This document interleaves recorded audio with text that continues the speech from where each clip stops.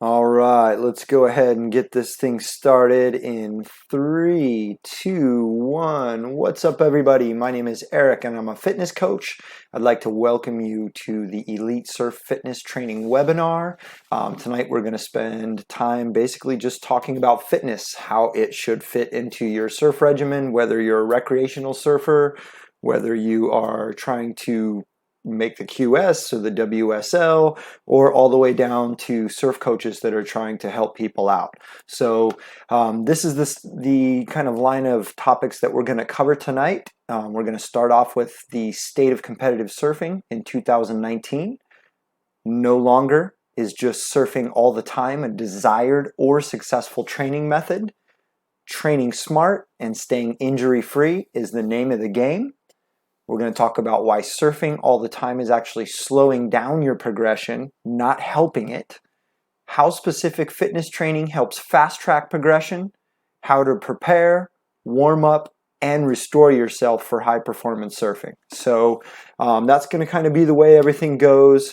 I'm going to hold all questions to the end, or you can PM me questions if you want to. I don't want to kind of stop and hold up the flow of this because, again, we have a lot of things to cover, and I want to make sure that we get to it all tonight. So everybody that sticks with us till the end is going to get a code to download an excerpt from my upcoming surf fitness practical guide.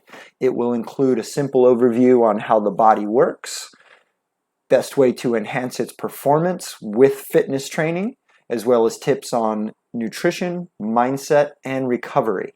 I will also give you 2 free workouts that will have a workout card, how to do them, how many reps, how many sets, as well as video examples of everything on there. So with the 2 workouts, you could probably spread that out over a month. I really think you only need to work out about 3 to 4 days a week in order to see serious progression. Anything more than that, kind of feel like if you're surfing a lot and all the time, it's going to really start to beat your body and wear it down over time. So yeah, so that's what we got. So let's start off here with the state of competitive surfing in 2019. So unless you've been living under a rock, it is pretty common knowledge that surfing will be an Olympic sport in 2020, and that is, anytime you start talking the Olympics, you start talking real serious progression. And one of the ways that competitive surfing is in 2019. Really, dial in the fitness. So unless you've been living under a rock, in the Olympics, there are going to be is pretty common knowledge that are opening up their gyms to their athletes from their respective countries. So they will be getting training like they probably haven't done before. So we're going to see the pace of surfing jump really, really quick. Just as an example, I've got this slide here. This is from the National Strength and Conditioning conference that's held with all the personal trainers, conditioners, some of the big time people in the United States. This is a breakdown of how many different ways that the U.S. snowboard team trains one of their athletes. Strength and conditioning, nutrition, sports medicine, exercise physiology, performance analytics, technology, strategic planning. I could really go on for this, but basically the point is that we're going to see people get really, really good. And if you're not at least trying to keep up with them and trying to take steps forward, it's going to set you really, really far back. Now, you may be thinking to yourself, well, who are you and why are you to speak on this? Well, I want to give you a little kind of overview of me before we progress on, so it kind of helps build the story of where I got my knowledge and where I'm coming from. So I was born in 1976. I was introduced to a skateboard in 1985, and that was an absolute love for me like I've never had. that kind of opened up the doors to snowboarding. Fast forward a little more, and my original fitness change was done where in I got my knowledge and where I'm 2002. coming from. That's So kind of really where I I came to the was point born in where my 1976. snowboarding wasn't I was really going introduced to a anywhere. So skateboard a at friend of mine 1980 in introduced me to this 1985, 12-week and that was like fitness an absolute transformation love for me, program like I've never where had. they lay That out all kind of your opened up workouts the for doors you, to your snowboarding. meals, and they have a Fast forward a really little good more, one, so you and could my call them and original ask them any fitness change questions that was you got where I in got my knowledge and where I'm coming from. program that was So taken off of a really, book where and is still around today. I was born. After I did my initial 90 days, I ended up putting on about 15 to 18 pounds of muscle in just 90 days. And what that did for my skateboarding and my snowboarding is it made me incredibly strong as well as resilient. So on a skateboard, I was ollieing higher. I felt like my carbs on my snowboard were better. I could generate more speed through turns. These are just some of the ways that fitness helps your sport itself. A little bit later, actually sooner than later, we're going to get into and explain why just surfing all the time, which probably most of you are doing, is really holding back your progression instead of helping you go forwards. So these are just a couple shots of me throughout the years. I think most of these were shortly after I did my initial fitness transformation. So so the progress happened fast, the progress happened quick, and that's one of the reasons why I preach surf training to any of the surfers that I come across. So let's go ahead and get right into this with our first topic of the evening, and that is the looming question that I'm sure may have had you all intrigued from my interviews or my epic rants, if you've ever watched my Facebook page, and that is why surfing all the time is actually slowing down your surfing progress, not helping it. Okay? So when we come down to movements and kind of how your body learns things, let's look back to when you were a child. When we're born, we can't do anything. We just kind of come out and we lay there. And one of the first things that we learn, depending on the baby, is we learn how to hold our head up, and most of the time it's rolling over. But for a baby to typically roll over, it takes him a lot of months and a lot of practice and a lot of tries in order to do just that one movement. So then after that, it comes to things like sitting up, pulling ourselves up, taking steps, walking, running, jogging. There's a natural progression that we do when we talk about performance movements and in the body. The body learns best from repetitions of constant and deliberate practice. So let's think about that for a minute. Constant and deliberate practice. So if we put that in terms of your surfing, constant means doing something over and over again. When you surf on a wave, unfortunately, you're not doing constant practice.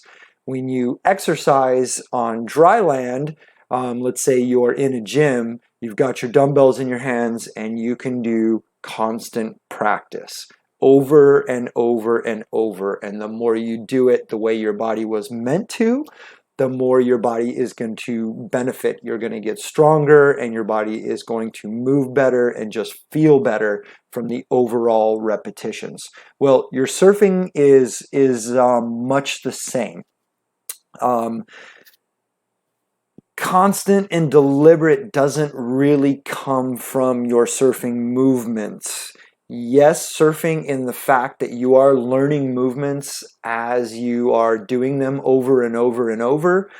We can take bits and pieces of those and practice them in a fitness setting so that the body can absorb that information a lot more often and a lot quicker than it could just going out and, how many turns do you make on your average wave? At my average break here, 3 to 4 before a wave closes out. I do have breaks where I can stay on a wave longer, but in terms of kind of how exercise works out compared to surfing, one fitness session, I tell all of my clients that one fitness session, the amount of repetitions that you do, is the equivalent to anywhere between 5 to 10 surf sessions, depending on how many waves that you catch in a session.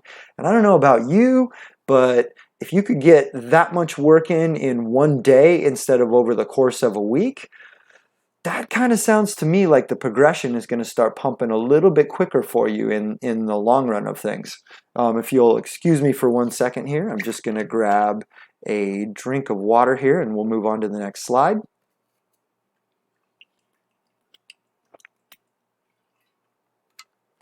Thank you. I appreciate that. Yes, this is live and we are rolling, so I want to make sure that we keep this going. So in the sports and fitness realm, there are a lot of experts that agree that to learn a new skill, it takes anywhere between 3 to 500 repetitions. So let's think about that. If you go out and you catch, let's say, 10 waves and you make 4 turns, 2 of those are going to be backside slashes, right? Okay, so 10 waves, 2 backside slashes, that's 20 times on one wave. So we're looking anywhere between 3 to 500 reps before we can learn it as a new skill. So you're talking anywhere between a couple weeks to maybe a couple months, depending on how much you surf.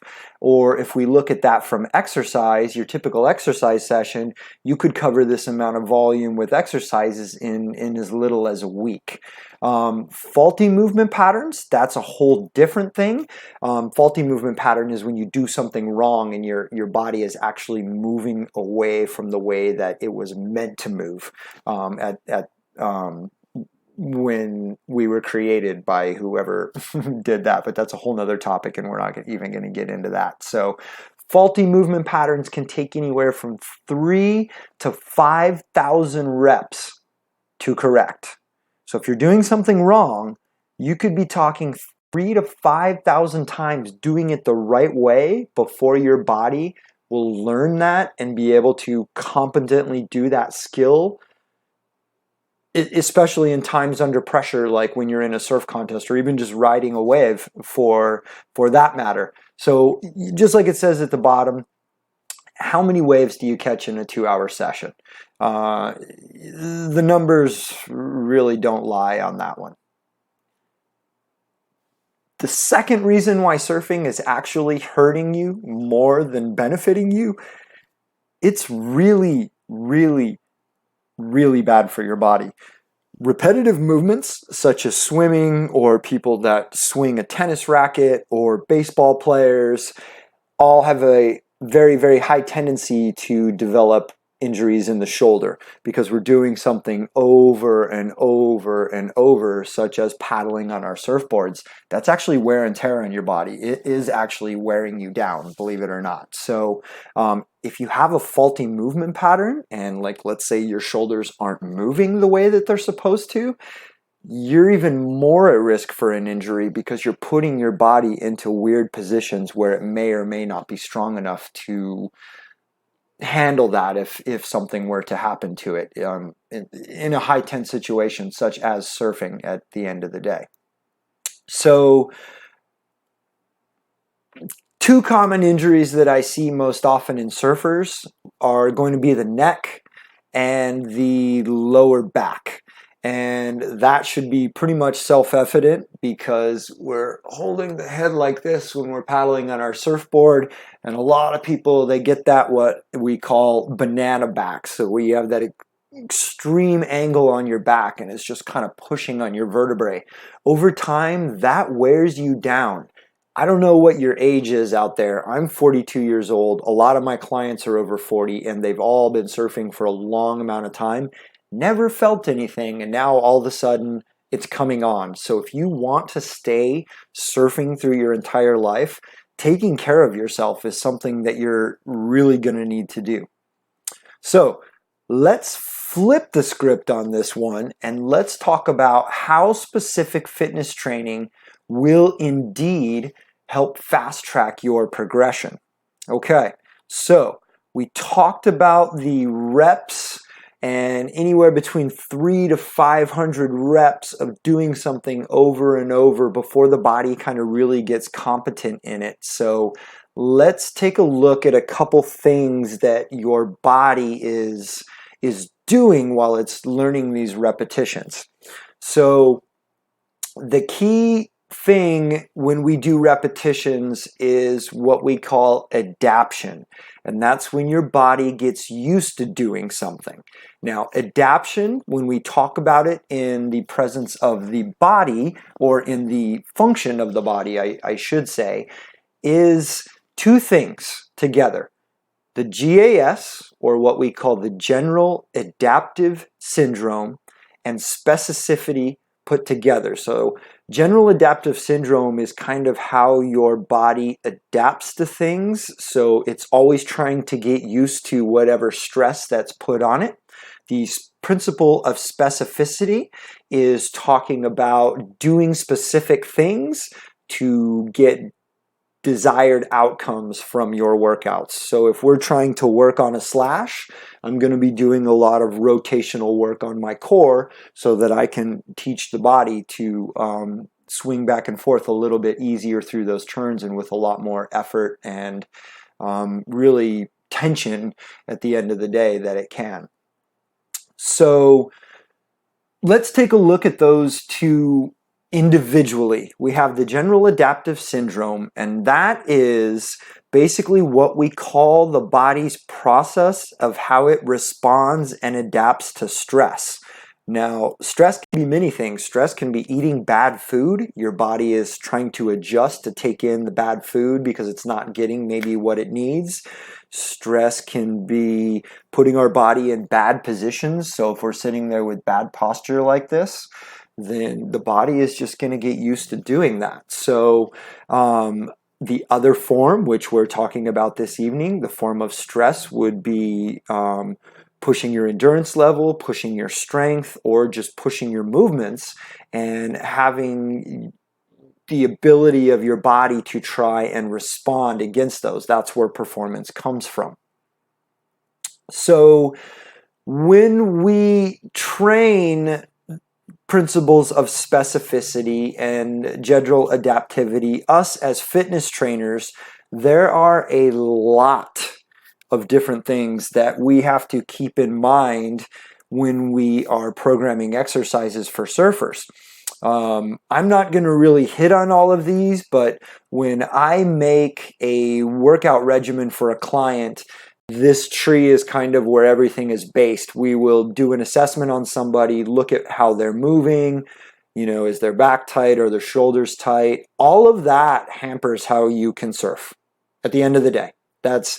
You don't really have to wrap your mind around the scientific kind of, functions of everything, but to know that if you are tight, if you cannot move correctly, it is holding back your surfing quite a bit. So back to our exercise principles here.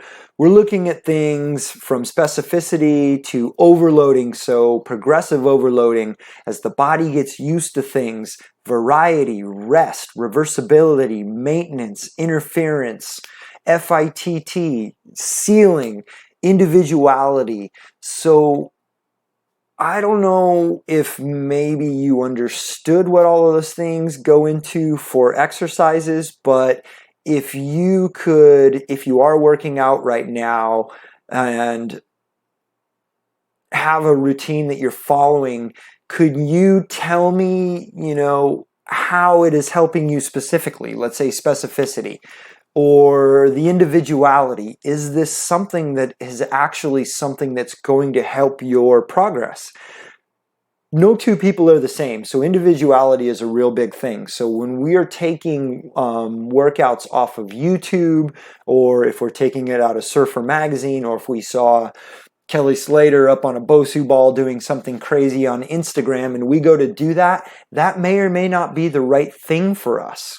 If we don't have a certain base set of principles first before we go and try those things, then it's going to be really hard for our body to adapt to what we're throwing at it. The body is much better at learning when we can take tiny steps over the kind of abilities that it has and just maintain a little bit of stress and a little bit of momentum and kind of progression on the movements rather than just trying to, I guess let's put it this way, the easiest way that we can wrap this up for you. When you first started surfing, did you jump on a surfboard and go out there and ride barrels? No, it took quite a while to work up there. And some milestones in your surfing may have happened a little bit quicker than others, but with proper training and movement, we can speed up that entire process. So everything will become a lot quicker. So go ahead and take a look at that chart. Think about it for a minute. I'm going to take a drink. How does your current exercise program, if you are currently working out, how does it fit into this tree?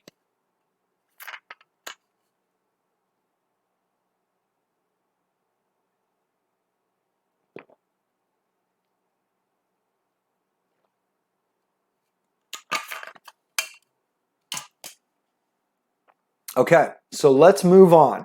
Let's say that you do have a good workout that you have, and it's been working for you, or at least you think it's been working for you. You can kind of, feel a little bit of the change when you're surfing. Things start happening a little bit easier, that sort of thing.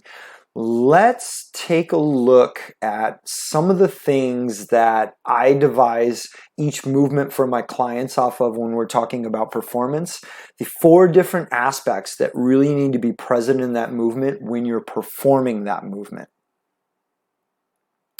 So in the upper left-hand corner there, that is acceleration. Acceleration is what happens when you push or when you pull. How quickly can you move an object from one place to another? Deceleration, right below that, that is the opposite. So if you are accelerating, are you able to slow down that movement so that your body can make a movement happen, stop it, collect itself, and move itself on to the next portion of whatever it is. Like let's say you're going for a bottom turn, and that's going to, have to go from one edge to the other edge as you work your way up the face before you get your top turn. We also look at 2 key things. Stability. That's how well the body can stabilize itself in a static position. Mobility is how well the body can keep that stability while it's moving. So that's basically what we look at when we do a movement. Is the person stable? Is the person mobile? How well is their acceleration? How well is their deceleration? So that's one of my first big takeaways. If you want to take a note on that one, deceleration, acceleration, stability, and mobility should be present in literally every single one of the movements that you do.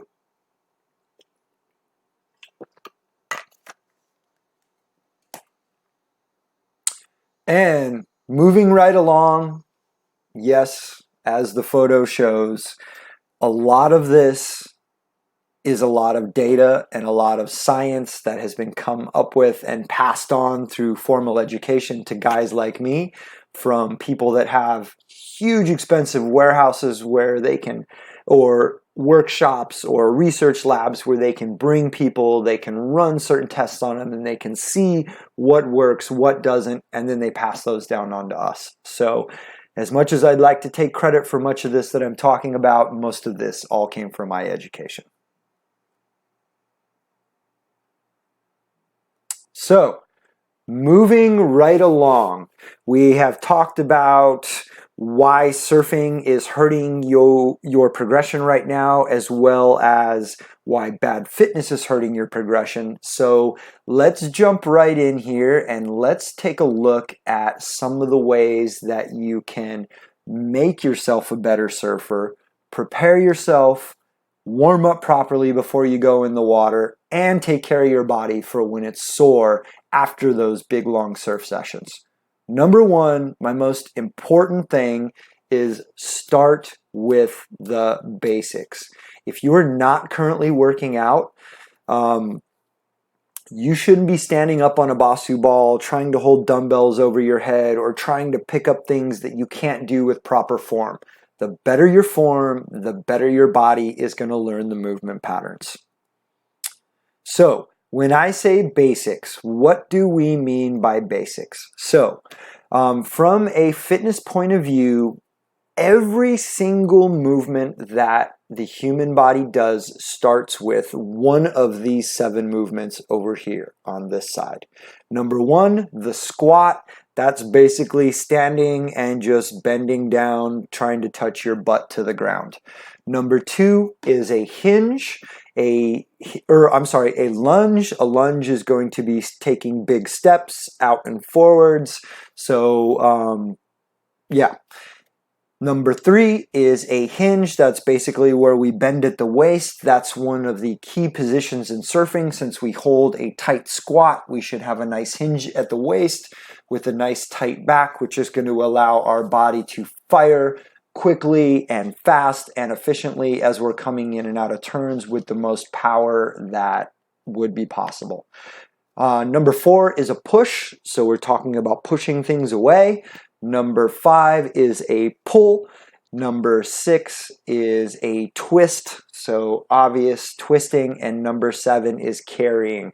So learning to move the body with weight and learning to move it efficiently and correctly over the top of each other. So what do I recommend as far as the basic starting movements? This is it right here. As much as I want to sit here and I want to drop a lot of science on you and I want to tell you crazy movements are going to happen, and if you do these crazy movements, they're going to happen for you really, really easily, and that's going to help you do things on your surfboard in a different way. Well, that's not really the case. When we look at the basic 7 essential movement patterns, this is where everything starts. A plank, if you want to equate this to your surfing, your plank and your push-up, that is the very first movement that you ever do on your surfboard before you can ride a wave. Get yourself up and pop up. Your squat, even though my photo is an example of the exercise, we are really low with our feet spread out anytime we're riding our surfboard. And then that hinge, being able to bend at the waist as we come up and down the face of the wave, is going to allow us to pump and generate more speed. So the more efficiently that we can do that with the body, the better it is going to be. So take a look at your current workout that you're doing right now. Does it include basic things like that? Are you bench pressing? Are you squatting, whether it be with your body weight or with a dumbbell? But more importantly, are you doing it correctly? If you look at my slides here, are you able to hold a nice long straight line on your plank? When you push up, do your shoulders stay in the sockets? And are you able to maintain that nice straight line when you go all the way down to the body? When you squat, do your knees remain over your toes? Does your back remain nice and flat? Does your butt move back and allow room for the body to lower itself down into the right position? When you hinge, same thing. Is the butt moving back to allow room? Is the back remaining straight? Does the neck remain straight? These are all really, really key things. So for those of you that are registered, I'm going to kind of break down these movements even more so in the free download that you'll all receive at the end of the webinar. There's also video examples. So the best piece of advice that I could give you as far as learning these new movements is take your time and learn the basic body weight stuff first before you decide you want to progress on to the crazy stuff like standing on Basu balls where your ankles are rolling over, because really the only thing that's going to happen for you is you're going to end up getting hurt. And I don't know anybody that surfs very well when they're hurt. So moving right along, The other thing that I really, really, really recommend to all my surfers, and I don't see this happening as much as it should, but you should always warm up before you're surfing and your exercise. So this really kind of seems like one of those basic things, but I still don't understand why not everybody gets into this and does it. So the number one thing, it increases your blood flow before you go into the water. Increased blood flow equals better performance and endurance from your muscles. Pretty simple one. In warm-up, we give our body the ability to tune up the balance and coordination, so we're not just paddling out there and trying to pop into a big crazy wave. Tuning up the balance and the coordination is going to really transition into quicker progression into what I would call on mode. So where you get in the water, you've made a couple turns, everything is feeling good. That's going to happen a lot quicker when you're warming up than when you're not and just jumping out into the water. And at the end of the day, let's face it, it gives you a couple minutes to stand there and watch where the waves are in the first place so you can paddle out to the right place and catch more waves. The last reason is warm muscles are stronger, faster, and resist injury at a much higher pace. Let's put it to you this way. Cold muscles are tight and they really don't want to move very quickly. They want to hold their position because they're just trying to keep themselves warm. So if you've ever had a rubber band, or if you have access to a rubber band, take that rubber band and put it in a refrigerator, or even better, a freezer. When it comes out, you're going to be able to snap it really, really quick. A warm rubber band has a lot of extensivity to it. Now, even though that is one extreme example to another, this is kind of how your muscles work. Most people that get injured didn't take the time to warm up their muscles and something happened really quick. The body tried to react from it, and what happened is the muscle tore. So they get to sit on the sidelines and watch from the side. So aside from that, always warm up. Always warm up, and you will definitely feel the difference when it really comes down to it. So moving right along, restoring your body between surf and fitness trainings. Let's go ahead and take a minute. I'm going to have a drink here.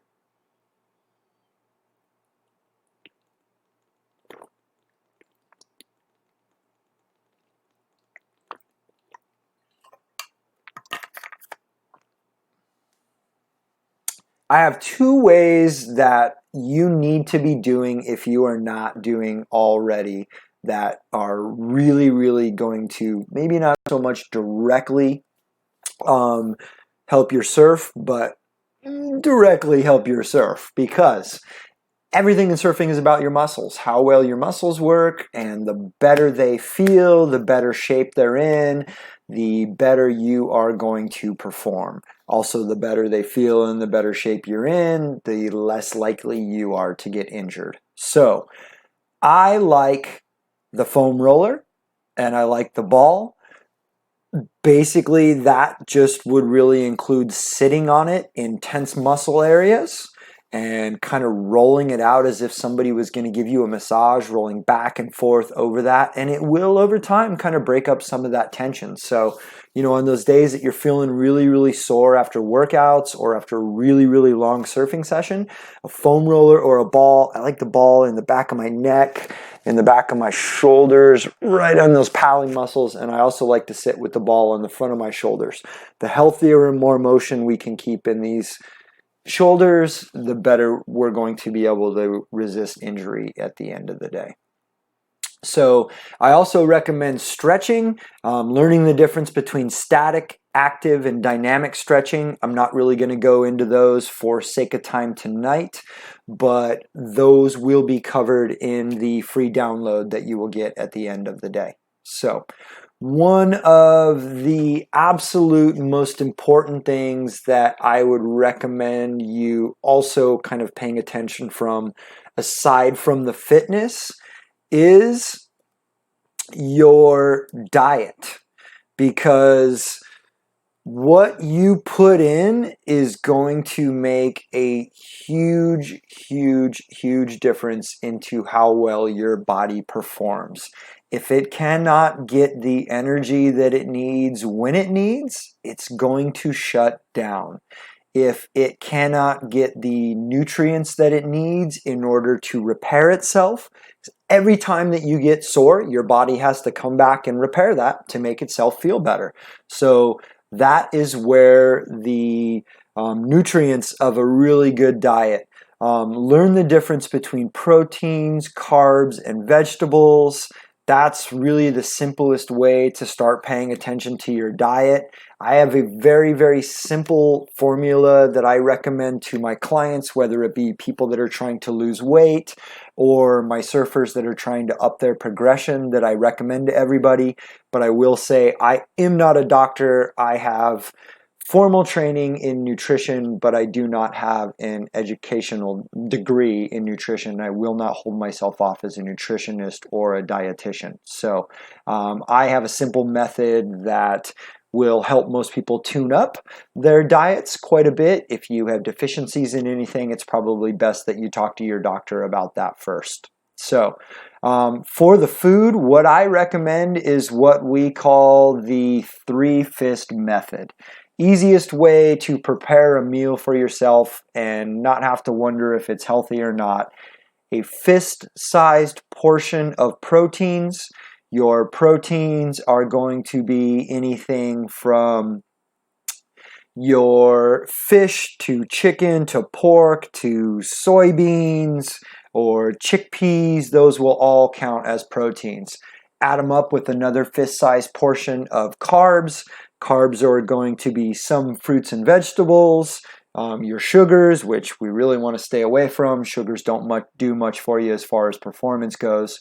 Your brown rices, your granolas, your oatmeals.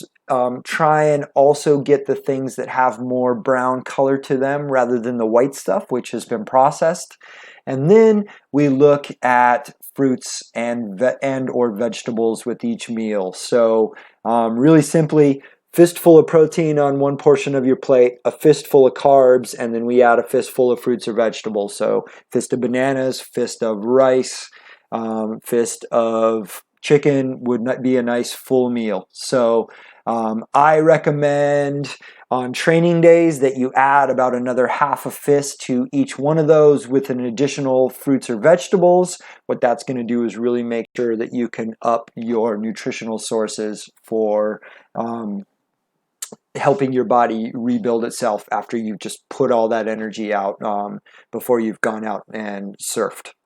So that is about all that I have for you all today. The rest of the information that I have is going to be covered in the download that I will email over to everybody that registered. But before I leave you today, I want to just kind of let you know about a couple different things. I do offer one-on-one fitness training through the FVM Surf Fitness Training Program. We have had very, very good luck here in Costa Rica with this program and some of the surfers, including 4 national championships with some of the girls that were on the program this year. I will be releasing my Surf Fitness Practical Guide within probably the next 30 days, and that will go really in depth on some of the topics that we covered tonight. A lot more in depth actually, and lay you out a complete program for your first 6 weeks to kind of build a base level of fitness for you at the end of the day. Also, in the next couple of weeks, we will be dropping the Elite Surf Performance podcast.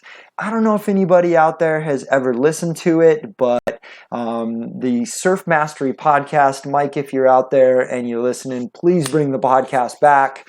Mike would bring on shapers, pro surfers, fitness people, surf coaches, and really just kind of pick their brain and drop all of this knowledge on you to really help you enhance your own surfing. I guess that's why That's why we do this. But anyways, that is all I have for tonight, guys. I want to thank you for tuning in. I really hope that you learned something. If you have not registered, the link is in my Instagram bio. Instagram at iFitnessVita, as well as down here below on the YouTube page. Go ahead and register, and we'll make sure that we send you out a link for your free downloads. If we get a good feedback from this is something that I kind of want to keep going. I would also like to give a try to doing some of these sessions live and, see if we could really make it formal and, just see how good we can take this. I know surfing is really set to blow up next year, and I'm really looking forward to being at the forefront of this, progression and really just trying to change the mindset of your average surfer who really isn't kind of keen yet, I say yet, on what they should be doing in order to surf their best. So thank you very much, everybody. I appreciate your time and hope to see you in the water. Pura Vida.